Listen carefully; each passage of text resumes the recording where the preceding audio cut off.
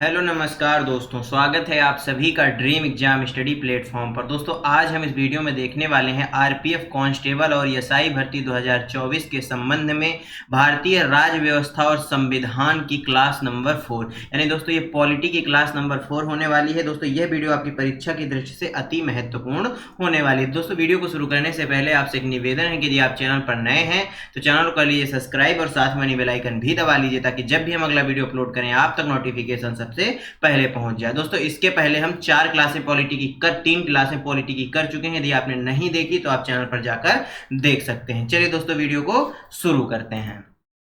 Question number 91, मौलिक अधिकारों का उद्देश्य किस प्रकार का लोकतंत्र स्थापित करना है। दोस्तों जो मौलिक अधिकार है इसका उद्देश्य किस प्रकार के लोकतंत्र की स्थापना है। राजनीतिक लोकतंत्र, सामाजिक लोकतंत्र, आर्थिक लोकतंत्र या दोस्तों उपर्युक्त सभी। बताइए इस क्वेश्चन का जो सही आंसर है वह क्या हो जाएगा। तो दोस्तों जो हमारा मौलिक अधिकारों का उद्देश्य है वह है राजनीतिक लोकतंत्र की स्थापना करना। किसकी दोस्तों? राजनीतिक लोकतंत्र की स्थापना करना। ऑप्शन ए क्या हो जाएगा? राइट आंसर हो जाएगा। दोस्तों राजनीतिक लोकतंत्र की बात करें तो दोस्तों लोकतंत्र सरकार का एक रूप है। जो राजनीतिक लोकतंत्र है यह दोस्तों लोकतांत्रिक सरकार का, किसका दोस्तों? लोकतांत्रिक सरकार का एक रूप है जो लोगों के निर्वाचित प्रतिनिधियों द्वारा आगे बढ़ाया जाता है। यानी दोस्तों लोग जो है उनको चुनते हैं वोट के माध्यम से, वही प्रतिनिधि लोकतंत्र को आगे बढ़ाते हैं, वही होता है राजनीतिक लोकतंत्र। यहां पर दोस्तों सामाजिक लोकतंत्र भी आया है, इसके बारे में भी थोड़ा जान लेते हैं यह क्या होता है। दोस्तों सामाजिक लोकतंत्र एक ऐसी जीवन पद्धति है जिसमें स्वतंत्रता, समता, मूल्य या सिद्धांतों का समावेश होता है। इस क्वेश्चन का सही आंसर ऑप्शन ए हो जाएगा। दोस्तों क्वेश्चन नंबर 92, राज्य के नीति निर्देशक सिद्धांतों के क्या लक्ष्य हैं। केवल सामाजिक और राजनीतिक लक्ष्य हैं, केवल आर्थिक और राजनीतिक, सामाजिक, आर्थिक और राजनीतिक तीनों, या दोस्तों इनमें से कोई नहीं। बताइए राज्य के नीति निर्देशक सिद्धांतों के लक्ष्य क्या हैं। तो दोस्तों राज्य के नीति निर्देशक सिद्धांतों के जो मुख्य लक्ष्य हैं वह है सामाजिक, राजनीतिक और आर्थिक, यानी ऑप्शन सी इस क्वेश्चन का क्या हो जाएगा? एकदम राइट आंसर हो जाएगा। दोस्तों नीति निर्देशक तत्व तो आप सभी जानते हैं संविधान के भाग 4 में है। किसमें है दोस्तों? संविधान के भाग 4 के अंतर्गत आते हैं। इनका जो प्रावधान है वह अनुच्छेद दोस्तों 36 से 51 के मध्य है, यह बात याद रखिएगा। इस क्वेश्चन का सही आंसर ऑप्शन सी हो गया। क्वेश्चन नंबर 93, संसद के किसी सत्र के 17 अवसान और अगले सत्र के आरंभ के बीच का समयांतराल कहलाता है? स्थगन कहलाता है, सदन भंग होना कहलाता है, या अनिश्चितकालीन स्थगन कहलाता है, या विश्रांति कहलाता है। बताइए संसद के किसी सत्र के 17 अवसान, यानी दोस्तों 17 अवसान का मतलब होता है सत्र के समापन की बात करना, यानी सत्र समाप्त हो जाना, और अगले सत्र तो मतलब जो अगला सत्र शुरू होगा उसके मध्य का जो समय होता है उसको किस नाम से जाना जाता है। दोस्तों उसको किस नाम से जाना जाता है? उसको दोस्तों उसको किस नाम से जाना जाता है? बताइए इस क्वेश्चन का सही आंसर क्या हो जाएगा? उसको किस नाम से जाना जाता है? दोस्तों उसको विश्रांति नाम से जाना जाता है। किस नाम से जाना जाता है? विश्रांति नाम से जाना जाता है। इस क्वेश्चन का सही आंसर क्या हो जाएगा? ऑप्शन डी हो जाएगा। दोस्तों संसद के 2 सत्रों के बीच अधिकतम 6 माह का अंतराल हो सकता है। कितना दोस्तों? अधिकतम 6 माह का अंतराल होता है। दोस्तों स्थगन शब्द आया है। स्थगन शब्द का अर्थ है स्थगन होने पर सभा की बैठक का अंत हो जाता है, और दोस्तों अगली बैठक के लिए नियत समय पर पुनः संवेद होता है, या यूं कहें कि पुनः जो है उसकी एक समय या तारीख फिक्स की जाती है। सदन भंग होना क्या कहलाता है दोस्तों? सदन भंग होने में दोस्तों प्रधानमंत्री की सलाह पर राष्ट्रपति जो होते हैं वह कार्यकाल पूरा होने से पहले ही सदन को क्या कर देते हैं? भंग कर देते हैं। अनिश्चितकालीन स्थगन क्या होता है दोस्तों? इस प्रक्रिया को क्रियान्वित करने की शक्ति जो है वह सदन के पीठासीन अधिकारी के पास होती है, यानी सदन के अध्यक्ष के पास होती है। इस क्वेश्चन का सही आंसर क्या हो जाएगा? ऑप्शन डी हो जाएगा। आपने दोस्तों न्यूज चैनल में खूब सुना होगा कि संसद में जब दोस्तों हंगामा हो जाता है, पक्ष विपक्ष दोनों किसी मुद्दे पर बहस होती है, तो कुछ समय के लिए जो हम वहां के अध्यक्ष होते हैं वो सीधा से कहते हैं कि कुछ पहले कहते हैं कुछ समय के लिए स्थगित किया जाता है सदन, फिर जब वो हंगामा नहीं रुकता, वाद विवाद नहीं रुकता, तो वो कह देते हैं अनिश्चितकालीन के लिए सदन को स्थगित किया जाता है। वही चीज है दोस्तों अनिश्चितकालीन स्थगन। आई होप आप समझ गए होंगे। ऑप्शन डी क्या हो जाएगा? राइट आंसर हो जाएगा। क्वेश्चन नंबर दोस्तों 94, लोकसभा अध्यक्ष जिनको दोस्तों स्पीकर कहा जाता है और उपाध्यक्ष जिनको डिप्टी स्पीकर कहा जाता है, के पदों का सृजन किस वर्ष हुआ था? ये इंपॉर्टेंट क्वेश्चन है दोस्तों, बताइए। अध्यक्ष और उपाध्यक्ष, लोकसभा के जो अध्यक्ष हैं और जो उपाध्यक्ष हैं, इनके पदों का जो सृजन है वह किस वर्ष किया गया था? दोस्तों इनके पदों का जो सृजन है वह 1921 में किया गया था। कब किया गया था? 1921 में किया गया था। और जो भारत सरकार अधिनियम 1919 आया था उसके तहत किया गया था, यह बात याद रखिएगा दोस्तों। इस क्वेश्चन का सही आंसर ऑप्शन डी हो जाएगा। बात की जाए दोस्तों 1935 की, तो दोस्तों भारत सरकार अधिनियम 1935 के अंतर्गत प्रेसिडेंट और डिप्टी प्रेसिडेंट के नामों को क्रमशः अध्यक्ष और उपाध्यक्ष में बदल दिया गया था, यह बात याद रखिएगा। इस क्वेश्चन का सही आंसर ऑप्शन डी हो जाएगा। क्वेश्चन नंबर 95, राज्यसभा में राज्यों और केंद्र शासित प्रदेशों में सीटों का आवंटन किस अनुसूची के अंतर्गत आता है? ये भी इंपॉर्टेंट क्वेश्चन है दोस्तों। हमारे संविधान में वर्तमान में कितनी अनुसूचियां हैं? 12 अनुसूचियां हैं दोस्तों। इसका जो प्रावधान है यह आपको चौथी अनुसूची में मिलता है। किस अनुसूची में मिलता है? चौथी अनुसूची में मिलता है। ऑप्शन बी क्या हो जाएगा? राइट आंसर हो जाएगा दोस्तों। तीसरी अनुसूची की बात की जाए तो इसमें दोस्तों राज्य के मंत्री, संसद सदस्य, केंद्रीय मंत्री, सर्वोच्च न्यायालय के न्यायाधीश, उच्च न्यायालय के न्यायाधीश और दोस्तों राज्य विधायिका के सदस्य और नियंत्रक एवं महालेखा परीक्षक को शपथ दिलाने का प्रावधान तीसरी अनुसूची में है। यानी शपथ का जिक्र कहां मिलता है? आपको तीसरी अनुसूची में मिलता है। दूसरी अनुसूची की बात की जाए तो दोस्तों भारत के न्यायाधीश हो गए, राष्ट्रपति जी हो गए और नियंत्रक और महालेखा परीक्षक के वेतन भत्तों का जो जिक्र है वह आपको अनुसूची 2 में मिलता है। सातवीं अनुसूची की बात की जाए तो दोस्तों सातवीं अनुसूची 3 भागों में विभाजित है, पहली, दूसरी और तीसरी। पहली कौन सी है? पहली है दोस्तों संघ सूची। कौन सी है? संघ सूची। दूसरी कौन सी है दोस्तों? राज्य सूची है। कौन सी है? राज्य सूची। और तीसरी है समवर्ती सूची। यह बातें भी याद रखिएगा। ऑप्शन बी राइट आंसर हो जाएगा। क्वेश्चन नंबर 96, नीति निर्देशक सिद्धांतों का लक्ष्य किस प्रकार के जनतंत्र की स्थापना करना है? सामाजिक और राजनीतिक दोनों जनतंत्र, राजनीतिक जनतंत्र, सामुदायिक या दोस्तों सामाजिक और आर्थिक जनतंत्र? बताइए। जो नीति निर्देशक सिद्धांतों का लक्ष्य है वह किस प्रकार के जनतंत्र की स्थापना करना है? दोस्तों इसका मुख्य लक्ष्य है सामाजिक और आर्थिक जनतंत्र की स्थापना करना। ऑप्शन डी क्या हो जाएगा? राइट आंसर हो जाएगा। क्वेश्चन नंबर दोस्तों 97, बाल श्रम रोकथाम अधिनियम जिसको संशोधित कब किया गया? 2016 के अनुसार किस आयु वर्ग तक के बच्चों के लिए श्रम पूर्णतः प्रतिबंधित है? यानी दोस्तों उनसे श्रम नहीं कराया जा सकता। तो दोस्तों यह 14 वर्ष तक के बच्चों पर लागू होता है। ऑप्शन ए राइट आंसर हो जाएगा। दोस्तों नए बदलावों के तहत अब बच्चे जो है पारिवारिक उद्यमों में केवल 3 घंटे की मदद कर सकते हैं। क्या दोस्तों? यदि वो 14 वर्ष तक के ही बच्चे हैं या कम उम्र के बच्चे हैं तो दोस्तों वह नए जो परिवर्तन किए गए हैं उसके अनुसार अपने जो पारिवारिक उद्यम है यानी पारिवारिक जो दोस्तों उद्योग हैं उनमें वे बच्चे लगभग 3 घंटे तक मदद कर सकते हैं। किसी भी किशोर या बच्चे को बिना उसकी इच्छा या सहमति के किसी भी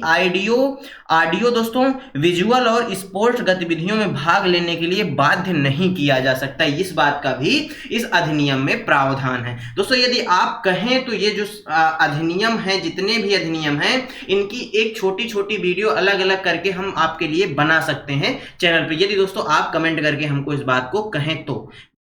इस क्वेश्चन का सही आंसर क्या हो जाएगा? ऑप्शन ए हो जाएगा। क्वेश्चन नंबर दोस्तों 98, संविधान के अनुसार राज्यसभा में सदस्यों की संख्या कितनी होती है? 250, 240, 245 या 260? बताइए। दोस्तों राज्यसभा की बात की जाए तो राज्यसभा का उल्लेख कहां मिलता है? अनुच्छेद 80 में मिलता है। कहां मिलता है? अनुच्छेद 80 में मिलता है। और दोस्तों यह एक स्थायी सदन है। कैसा सदन है? यह एक स्थायी सदन है। और दोस्तों इसको उच्च सदन भी कहा जाता है। क्या कहा जाता है? उच्च सदन भी कहा जाता है। दोस्तों संविधान के प्रावधानों के अनुसार इसमें कुल 250 सदस्य हैं। कितने हैं? 250 सदस्य हैं। राज्यसभा की जो अधिकतम सीटें हैं दोस्तों वह कितनी हैं? 250 हैं। वर्तमान में दोस्तों राज्यसभा सदस्यों की संख्या कितनी है? 245 है। कितनी है? 245 है। जो दोस्तों हर दूसरे वर्ष 1/3 भाग सेवानिवृत्त हो जाते हैं। यानी 245 सदस्यों में से हर 2 वर्ष में इन सदस्यों की संख्या का 1/3 भाग जो सांसद हैं वह रिटायर हो जाते हैं। क्या हो जाते हैं? सेवानिवृत्त हो जाते हैं। राज्यसभा के लिए दोस्तों 12 सदस्यों को राष्ट्रपति द्वारा मनोनीत किया जाता है। यह बात भी आप सभी जानते होंगे। इस क्वेश्चन का सही आंसर ऑप्शन ए हो गया। क्वेश्चन नंबर 99, लोक लोकसभा को डॉट डॉट के रूप में भी जाना जाता है? आम सदन के रूप में, जनता का सदन, हाउस ऑफ लॉर्ड्स या दोस्तों प्रतिनिधियों का सदन? बताइए दोस्तों। लोकसभा को निम्न सदन भी कहा जाता है। क्या कहा जाता है? निम्न सदन कहा जाता है। इसका चुनाव दोस्तों हर 5 वर्ष में होता है। और दोस्तों इसको प्रतिनिधियों का सदन कहा जाता है। क्या कहा जाता है? प्रतिनिधियों का सदन कहा जाता है। दोस्तों लोकसभा में जो अधिकतम सीटें हैं वह कितनी है? 552 है। कितनी है? 552 है। दोस्तों लोकसभा का जो प्रथम सत्र है वह कब स्टार्ट हुआ था? वह 13 मई 1952 को स्टार्ट हुआ था। दोस्तों हाउस ऑफ लॉर्ड्स यूके के संसद को कहा जाता है। इसमें एक ऑप्शन आया है हाउस ऑफ लॉर्ड। इसको दोस्तों किसको? यूके का संसद को कहा जाता है। किसके संसद को? यूके के संसद को कहा जाता है। इस बात को याद रखिएगा। दोस्तों ब्रिटेन की संसद विश्व की सबसे प्राचीन संसद है। ये बात नोट कर लीजिएगा। आपसे क्वेश्चन पूछ सकता है कि बताइए किस देश की संसद विश्व की सबसे प्राचीन संसद है? तो वह है दोस्तों ब्रिटेन की संसद। ऑप्शन डी क्या हो गया? राइट आंसर हो गया। क्वेश्चन नंबर 100, राज्य का सदस्य बनने के लिए निम्नतम आयु कितनी निर्धारित है? 25 साल, माफ करिएगा दोस्तों, राज्यसभा का सदस्य बनने के लिए 40 साल, 30 साल या 35 साल? बताइए इस क्वेश्चन का सही आंसर। इसमें दोस्तों हम आपको लोकसभा सदस्य की आयु भी बताएंगे और दोस्तों विभिन्न जो आयु जो इंपॉर्टेंट है उनके बारे में भी बताएंगे। कौन किस आयु में किस सभा का सदस्य बन सकता है, इस पर भी चर्चा करेंगे। दोस्तों राज्यसभा के सदस्यों की बात की जाए तो इनकी न्यूनतम आयु 30 वर्ष होती है। कितनी होती है? 30 वर्ष होती है। राज्यसभा का जो गठन है सर्वप्रथम दोस्तों कब किया गया था? 1952 में किया गया था। कब किया गया था?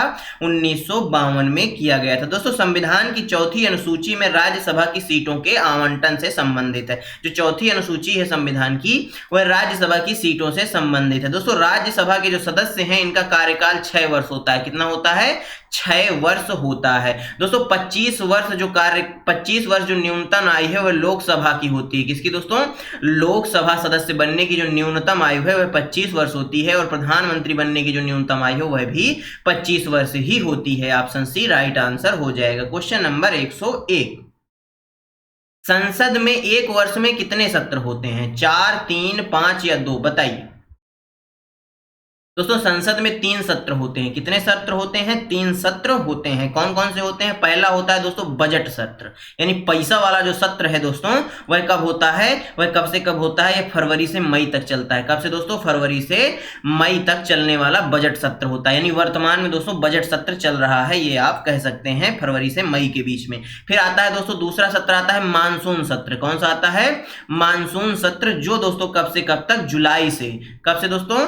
जुलाई से लेकर सितंबर तक चलता है। तीसरा सत्र जो आता है दोस्तों वह शीतकालीन सत्र आता है। कौन सा आता है? शीतकालीन सत्र आता है और यह दोस्तों नवंबर से लेकर के दिसंबर तक चलने वाला सत्र होता है। इस क्वेश्चन का सही आंसर ऑप्शन बी हो गया। दोस्तों संविधान में प्रावधान है कि राष्ट्रपति समय समय पर संसद के प्रत्येक सदन को बुला सकते हैं। दोस्तों संविधान के अनुच्छेद 108 में, कौन सा दोस्तों आर्टिकल जो 108 है उसमें दोस्तों किसी विषय से संबंधित गतिरोध को तोड़ने के लिए संयुक्त बैठक बुलाने का भी प्रावधान है। यानी यदि आपसे पूछ ले कि बताइए किस भारतीय संविधान के किस अनुच्छेद में संयुक्त बैठक यानी ज्वाइंट सिटिंग का प्रावधान है, तो अनुच्छेद 108 में इस चीज का प्रावधान है। क्वेश्चन नंबर 102, संविधान के अनुसार लोकसभा में कितने सदस्य होते हैं? 545, 552, 550 या 551? बताइए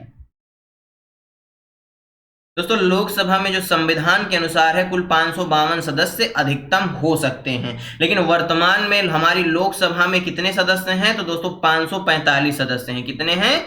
545 सदस्य हैं। यह बात भी नोट कर लीजिएगा। दोस्तों इनमें से जो 530 सदस्य हैं वह राज्यों से चुने जाते हैं। जो दोस्तों 530 सदस्य होते हैं वह दोस्तों राज्यों से चुने जाते हैं और जो 13 सदस्य हैं दोस्तों वह केंद्र शासित प्रदेशों से चुने जाते हैं। जबकि दोस्तों 2 सदस्यों को राष्ट्रपति मनोनीत करते हैं। जो दोस्तों 2 सदस्य होते हैं उनको राष्ट्रपति जी क्या करते हैं?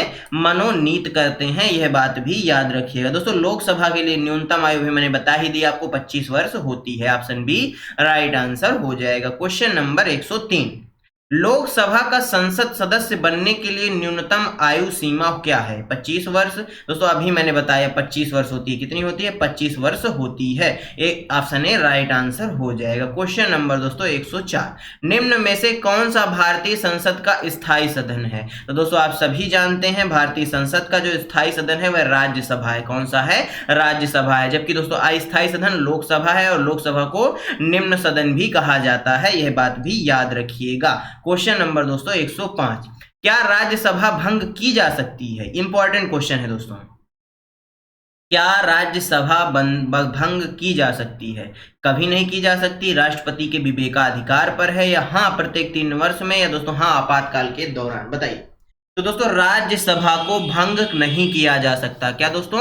राज्यसभा को कभी भी भंग नहीं किया जा सकता। ऑप्शन ए क्या हो जाएगा? राइट आंसर हो जाएगा। बल्कि दोस्तों क्या होता है, अभी मैंने आपको बताया कि प्रत्येक 2 वर्ष में 1/3 सदस्य क्या हो जाते हैं? सेवानिवृत्त हो जाते हैं और उनकी जगह पर नए सदस्य आ जाते हैं। Option A right answer. Question number दोस्तों 106, लोकसभा में अविश्वास प्रस्ताव पहली बार किस वर्ष लाया गया था? 1960 में लाया गया था, 1973 में लाया गया था, 62 में, या 263 में? बताइए। लोकसभा में जो अविश्वास प्रस्ताव है वह कब लाया गया था? तो दोस्तों यह अगस्त में लाया गया था। अगस्त में लाया गया था। सन कौन सा था? 1963 था। कब था? 1963 था। इस बात को याद रखिएगा। ऑप्शन क्या हो जाएगा? डी राइट आंसर हो जाएगा। दोस्तों प्रथम अविश्वास प्रस्ताव जवाहरलाल नेहरू जी के कार्यकाल में ही आया था। किनके कार्यकाल में? पंडित जवाहरलाल नेहरू जी के कार्यकाल में पहली बार अविश्वास प्रस्ताव लाया गया था 1963 में। यह प्रस्ताव दोस्तों तीसरी लोकसभा के समय प्रस्तावित हुआ था। कब प्रस्तावित हुआ था? जो तीसरी लोकसभा का गठन हुआ था उसके समय प्रस्तावित हुआ था। दोस्तों अविश्वास प्रस्ताव क्या होता है इसके बारे में चर्चा कर लेते हैं। अब आई है बात। तो दोस्तों यह प्रस्ताव जो होता है, यह प्रस्ताव लोकसभा में प्रस्तुत किया जाता है। यह प्रस्ताव दोस्तों मंत्री परिषद के विरुद्ध लाया जाता है। प्रस्ताव पारित हो जाने पर सरकार को अपना त्याग पत्र देना होता है। इसलिए दोस्तों अविश्वास प्रस्ताव जो है यह काफी महत्व रखता है। इस बात को भी याद रखिएगा। क्वेश्चन नंबर डी क्या? Option number D right answer हो गया। क्वेश्चन नंबर 107, लोकसभा के स्थायी स्पीकर अध्यक्ष की नियुक्ति किसके द्वारा की जाती है? राज्यसभा अध्यक्ष के द्वारा, भारत के प्रधानमंत्री द्वारा, भारत के राष्ट्रपति द्वारा, या लोकसभा के पूर्व अध्यक्ष द्वारा? बताइए। दोस्तों अस्थायी स्पीकर की जो नियुक्ति है वह भारत के राष्ट्रपति करते हैं। कौन करते हैं? भारत के राष्ट्रपति करते हैं। दोस्तों अस्थायी अध्यक्ष वह वक्ता होता है जो किसी भी आम चुनाव के बाद संसद के निम्न सदन की पहली बैठक की अध्यक्षता करता है। यानी दोस्तों अभी मान लीजिए लोकसभा चुनाव हो रहा है, लोकसभा चुनाव हो रहा है दोस्तों, जब नई सरकार का गठन होगा तो तब दोस्तों क्या होगा, जो लोकसभा अध्यक्ष होंगे वो दोस्तों अस्थायी नियुक्त किए जाएंगे। अस्थायी नियुक्त किए जाएंगे कुछ समय के लिए, या यूं कहें कि पहली बैठक के लिए। इसके बाद दोस्तों स्थायी लोकसभा अध्यक्ष का चुनाव किया जाता है। दोस्तों राज्यसभा भारतीय संसद का उच्च सदन है जिसका अध्यक्ष भारत का उपराष्ट्रपति होता है। यह बात भी याद रखिएगा। दोस्तों भारत का प्रधानमंत्री मंत्रिपरिषद का प्रमुख होता है। ये कुछ बातें हैं जो दोस्तों मैं बार बार आपको रिपीट कर रहा हूं पिछली 3 क्लासों से लेकर के। तो दोस्तों इनको याद रखिएगा क्योंकि इनसे क्वेश्चन बनते हैं। क्वेश्चन नंबर 108, धन विधेयक पर राज्यसभा द्वारा अधिकतम कितने दिनों के लिए रोक लगाई जा सकती है? 21, 14, 180 या 30 दिन? बताइए। धन विधेयक पर अधिकतम कितने दिनों तक रोक लगाई जा सकती है? दोस्तों 14 दिनों तक। कितने दिनों तक? 14 दिनों तक। ऑप्शन बी राइट आंसर हो जाएगा। दोस्तों इस बिल को केवल राष्ट्रपति की सिफारिश पर मंत्री लोकसभा में पेश किया जाता है। मंत्री द्वारा लोकसभा में पेश किया जाता है। इस बात को याद रखिएगा। दोस्तों धन विधेयक के मामलों पर ज्वाइंट सिटिंग या संयुक्त बैठक का कोई प्रावधान नहीं है। यह आपसे क्वेश्चन ये बार बार पूछता है कि बताइए कौन से विधेयक पर ज्वाइंट सिटिंग नहीं बुलाई जा सकती, तो वह है दोस्तों धन विधेयक। क्वेश्चन नंबर दोस्तों 109, धन विधेयक का संशोधन किसके द्वारा किया जाता है? केवल राज्यसभा के द्वारा, मुख्यमंत्री के द्वारा, विपक्ष के नेता द्वारा, या केवल लोकसभा द्वारा? बताइए। दोस्तों धन विधेयक का जो शोधन है वह लोकसभा द्वारा किया जाता है। केवल लोकसभा द्वारा किया जाता है। ऑप्शन डी राइट आंसर हो जाएगा। क्वेश्चन नंबर 110, एक राज्य के मुख्यमंत्री डॉट डॉट के प्रति जवाबदेह हैं, विधानसभा के, राज्यसभा के, प्रधानमंत्री के या राज्यपाल के? बताइए दोस्तों। जो राज्य का मुख्यमंत्री होता है वह दोस्तों विधानसभा के प्रति जवाबदेह या उत्तरदायी होता है। मुख्यमंत्री दोस्तों किसी राज्य की सरकार का प्रमुख होता है जिसे दोस्तों जनता द्वारा चुना जाता है। मुख्यमंत्री पद के लिए दोस्तों अधिकतम आयु की माफ करिए न्यूनतम आयु कितनी होती है? 25 वर्ष होना अनिवार्य है। दोस्तों राज्यसभा एक संवैधानिक निकाय है। राज्यसभा एक संवैधानिक निकाय है जिसे अस्थायी सदन भी, माफ करिएगा दोस्तों, राज्यसभा जो है, यहाँ पर राज्यसभा आया है तो राज्यसभा की बात की जाए यह एक संवैधानिक निकाय है, यह बात भी याद रखिएगा। ऑप्शन ए क्या हो जाएगा? राइट आंसर हो जाएगा। क्वेश्चन नंबर 111, राज्यसभा के 1/3 सदस्य कब सेवानिवृत्त हो जाते हैं? 1 वर्ष में, 2 वर्ष में, 6 वर्ष में या 5 वर्ष में? तो दोस्तों मैंने ये क्वेश्चन बार बार आपको क्वेश्चंस के माध्यम से आप एक्सप्लेनेशन में बताया कि 2 वर्ष में सेवानिवृत्त हो जाते हैं, इस बात को याद रखिएगा। ऑप्शन बी राइट आंसर हो जाएगा। क्वेश्चन नंबर 112, संसद का सदस्य नहीं होने पर भी एक मंत्री कितनी अवधि के लिए अपने पद पर रह सकता है? बताइए। तो दोस्तों एक मंत्री लगभग दोस्तों 6 महीने तक अपने पद पर रह सकता है संसद का सदस्य ना होने पर भी। संसद से दोस्तों संबंधित जो सभी प्रावधान है वो आपको अनुच्छेद 79 से दोस्तों 122 तक में मिल जाएंगे, इस बात को याद रखिएगा। दोस्तों क्वेश्चन नंबर 113, किस प्रकार के बहुमत से मौलिक अधिकारों में संशोधन किया जा सकता है? बताइए। तो दोस्तों संसद के विशेष बहुमत द्वारा ही मौलिक अधिकारों में संशोधन किया जाता है। विशेष बहुमत क्या होता है? सदन में उपस्थित व मतदान करने वाले, दोस्तों सदन में उपस्थित व मतदान करने वाले सदस्यों का 2/3 बहुमत। कितना दोस्तों? 2/3 बहुमत जो कुल सदस्य संख्या के आधे से कम ना हो या दोस्तों कुल संख्या के 50% से अधिक हो। दोस्तों साधारण बहुमत क्या होता है? दोस्तों 100 में से 50 + 1 साधारण बहुमत होता है, यह बात याद रखिएगा। दोस्तों पूर्ण बहुमत क्या होता है? दोस्तों किसी विशेष सदन की कुल संख्या के 50% से अधिक के बहुमत को पूर्ण बहुमत भी कहा जाता है, यह बात याद रखिएगा।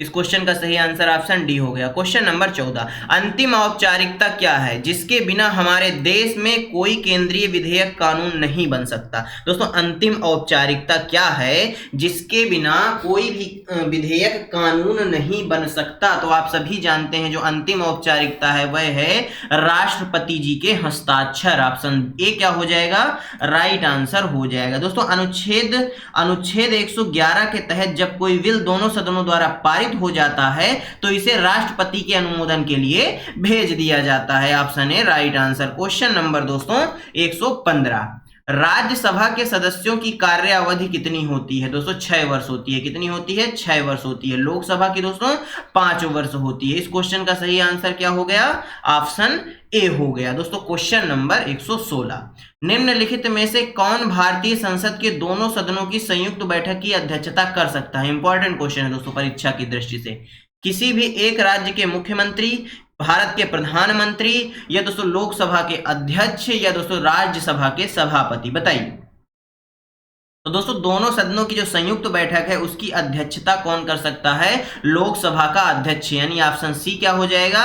राइट आंसर हो जाएगा। इस बैठक को कौन बुलाता है दोस्तों? राष्ट्रपति द्वारा बुलाई जाती है। किसके द्वारा बुलाई जाती है? राष्ट्रपति के द्वारा बुलाई जाती है। दोस्तों संयुक्त बैठक का जो प्रावधान है वह अनुच्छेद के भारतीय संविधान के अनुच्छेद 108 में है। दोस्तों राज्यसभा सभापति की अनुपस्थिति में राज्यसभा के उप सभापति राज्यसभा की बैठकों की अध्यक्षता करते हैं, यह बात भी याद रखिएगा। क्वेश्चन नंबर दोस्तों 117, भारत के संविधान के मूल कर्तव्य को डॉट डॉट से लिया गया है। मूल कर्तव्यों को दोस्तों कहां से लिया गया है? रूस से लिया गया है। कहां से लिया गया है? रूस से लिया गया है। ऑप्शन डी क्या हो जाएगा? राइट आंसर हो जाएगा। उस समय दोस्तों इसका नाम क्या था? यूएसएसआर था। क्या था दोस्तों? यूएसएसआर था, यह बात याद रखिएगा। और दोस्तों सरदार स्वर्ण सिंह समिति की सिफारिश पर मौलिक जो मूल कर्तव्य है या मौलिक कर्तव्य है इनको संविधान में जोड़ा गया था अनुच्छेद 51A में, यह बात भी याद रखिएगा। क्वेश्चन नंबर दोस्तों 118,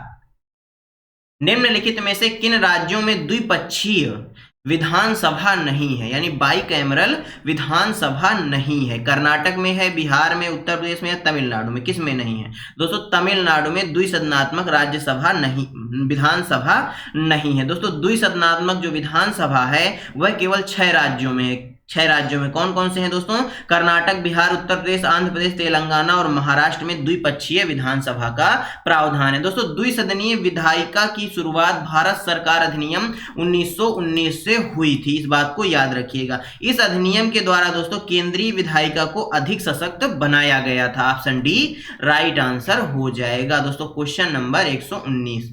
भारतीय संविधान का कौन सा अनुच्छेद कारखानों में बच्चों के रोजगार पर प्रतिबंध लगाता है? इंपॉर्टेंट क्वेश्चन है दोस्तों। तो दोस्तों वह अनुच्छेद 24 है। कौन सा अनुच्छेद है? अनुच्छेद 24 द्वारा भारत में जो है कारखानों में बच्चों के रोजगार पर प्रतिबंध लगाया गया है। ऑप्शन सी राइट आंसर हो जाएगा, क्वेश्चन नंबर 120। वर्तमान में लोकसभा सदस्यों की कितनी संख्या है? 580, 560, 54 या 550? बताइए इस क्वेश्चन का सही आंसर क्या हो जाएगा? इंपॉर्टेंट क्वेश्चन है। तो दोस्तों कितनी है लोकसभा में सदस्यों की संख्या? 550 है। ऑप्शन डी करेक्ट आंसर हो जाएगा। दोस्तों धन्यवाद आप सभी का हमारे साथ बने रहने के लिए। दोस्तों आज की ये वीडियो आपको कैसी लगी हमें कमेंट बॉक्स में जरूर बताइएगा। वीडियो अच्छी लगी हो वीडियो को लाइक कर दीजिएगा, अपने दोस्तों के साथ भी शेयर करिएगा और साथ में बेल आइकन दबा लीजिएगा ताकि जब भी हम अगला वीडियो अपलोड करें आप तक नोटिफिकेशन सबसे पहले पहुंच जाए। दोस्तों मिलते हैं आपसे अगले वीडियो में, तब तक के लिए जय हिंद, जय भारत। अपना और अपनों का ख्याल रखिए, सभी का सम्मान करिए। धन्यवाद दोस्तों।